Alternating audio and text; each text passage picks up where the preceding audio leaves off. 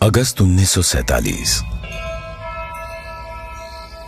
Madras presidency, Tamil Nadu. विशिष्ट लोगों का एक समूह अपने जीवन काल की एक ऐतिहासिक यात्रा की तैयारी कर रहा था। उन्हें एक महत्वपूर्ण कार्य संपन्न करने के लिए आमंत्रित किया गया था। एक शासक से दूसरे शासक को सत्ता हस्तांतरण की प्रक्रिया को विधि विधान के साथ पूर्ण करने का कार्य सौंपा गया था। किस दिशा में कूच कर रहे थे ये लोग? दिल्ली। भारत अपनी स्वतंत्रता के समीप था। ब्रिटिश शासन से मुक्ति की बेला थी। स्वराज के लिए संघर्ष में हजारों गिरफ्तार हुए और मारे गए, और दशकों बाद राष्ट्र अपनी लक्ष्य के समीप था। वो लक्ष्य था स्वाधीनता, स्वतंत्रता।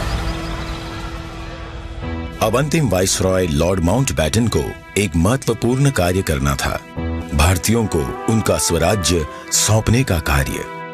परंतु उनके सामने एक सवाल था, स्वराज्य को किस प्रकार सौंपा जाए।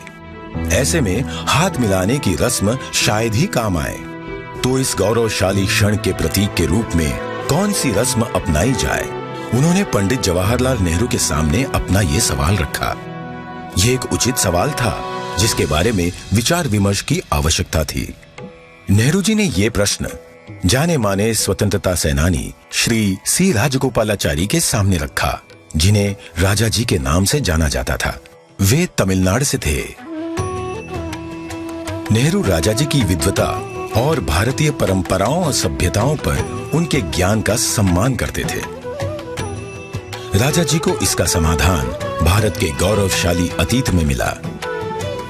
तमिलनाडु के चोला साम्राज्य में, जो भारत के प्राचीनतम और दीर्घकाल तक चलने वाले साम्राज्यों में से एक था, एक चोला सम्राट से दूसरे सम्राट को सत्ता का हस्तांतरण नीति परायणता के प्रतीक अर्थात सेंगोल सौंप कर किया जाता था। भगवान शिव के आशीर्वाद का आवाहन करते हुए उस समय के महंत द्वारा सेंगोल को आशीष प्राप्त होता था। क्योंकि चोला शिव के प्रबल भक्त थे, उनके द्वारा स्थापित हजारों वर्ष पुराने मंदिरों में आज भी पूजा की जाती है।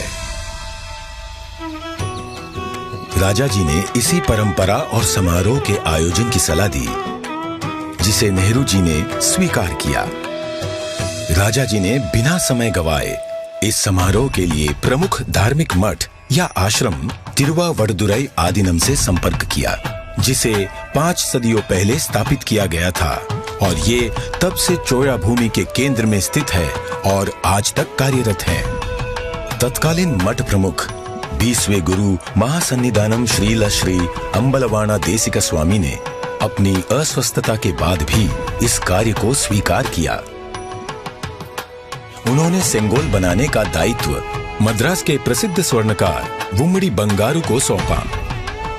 सेंगोल के शीर्ष पर नंदी विराजमान थे, जो कि शक्ति, सत्य और न्याय के प्रतीक हैं। सेंगोल बनाने के समय को याद करते हुए 96 वर्षीय श्री वुम्मड़ी एतिराजुलु कहते हैं, आदिनम किसी की सिफारिश पर हमारे पास सेंगोल का निर्माण का न्योता लेकर आए थे।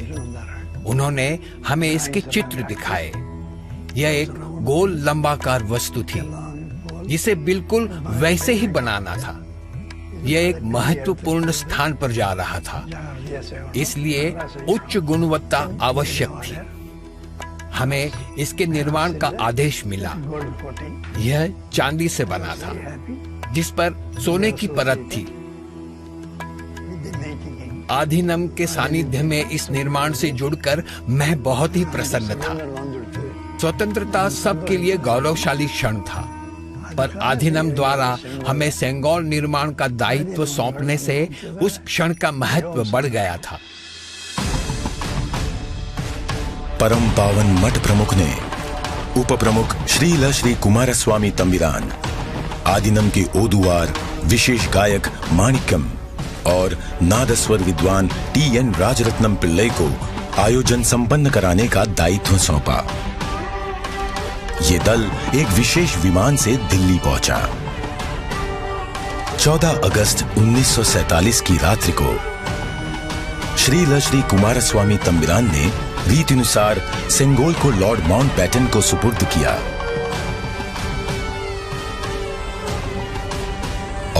लॉर्ड माउंटबैटन से उसे पुनः स्वीकार किया।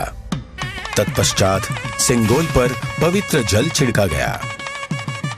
शोभा यात्रा के रूप में इसे पंडित जवाहरलाल नेहरू के पास ले जाया गया। इस अवसर पर ओदुवार ने तमिल संत तिरुज्ञान संबंदर द्वारा रचित कोलर पदिगम से श्लोकों का पठन किया। महंत ने नेहरू जी को पीतांबर पहनाते हुए उन्हें रीतिनुसार सेंगोल सौंपा। अडियारगल वाणिल अरसालवार आणई नमते, अर्थात ये हमारा आदेश है कि ईश्वर के अनुयायी राजा स्वर्ग के समान शासन करेंगे। इस वाक्य से श्लोक का समापन हुआ। इस प्रकार 1000 वर्ष पूर्व की सभ्यतागत प्रथा के अनुसार दक्षिण और उत्तर के असाधारण एकीकरण द्वारा राष्ट्र को एक सूत्र में पिरोते हुए शासन का हस्तांतरण हुआ।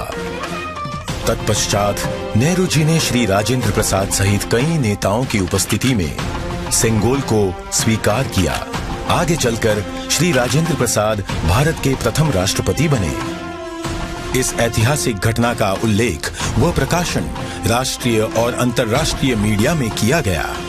25 अगस्त 1947 की टाइम पत्रिका ने भी इसे प्रकाशित किया। हस्तांतरण की प्रक्रिया के पश्चात पंडित जवाहरलाल नेहरू ने 14 अगस्त 1947 की मध्य रात्रि को अपना विश्व विख्यात भाषण राष्ट्र के नाम संबोधित किया।